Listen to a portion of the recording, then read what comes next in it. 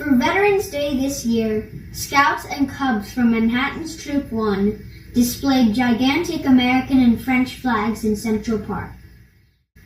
The purpose was to honor over 250 years of friendship, military alliance, and shared values between the U.S. and France.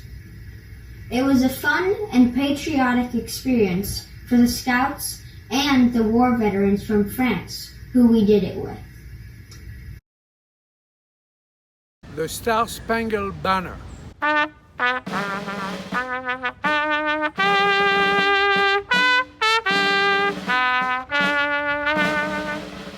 On November 22nd, 1963, a lonely 12-year-old is playing in the yard. The terrible news comes across the long-wave radio. The US President, John F. Kennedy, was just assassinated. The young boy started to cry. I was this young boy. I had idolized America. I must have been 5, maybe 6 years old. Maman, who are the Americans? Well, they live in America, on the other side of the Atlantic Ocean, in a very big country. They are very powerful, and they are very good. They freed us from the Nazis. You mean the Americans, they saved Grandpa? Yes, the Americans freed him just before he was executed. It was not the first time in the past centuries that the Americans had come to the rescue. It was all crystal clear. My family was free, thanks to the Americans.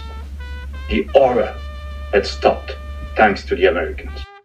This must be at this very second that over 60 years ago, I decided, deep inside, that America would somehow be a part of my life. La Marseillaise.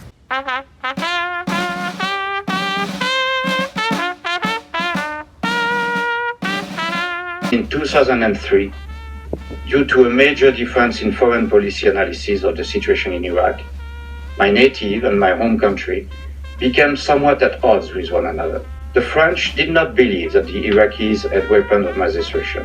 The French did not join their American friends in the war in Iraq. It was the first time in our common history that we were not together shoulder to shoulder in a major conflict. Too many in the American media and in the political spheres implied, if not flat out declared, that the French had forgotten and were ungrateful. I knew that nothing was further from the truth. I wanted to beg my American friends, please do not believe them, the French have not forgotten. Thank you, I appreciate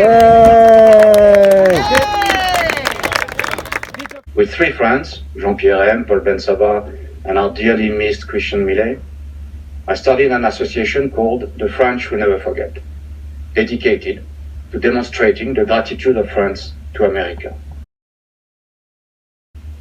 Thank you all, and may God bless America and the French-American friendship forever.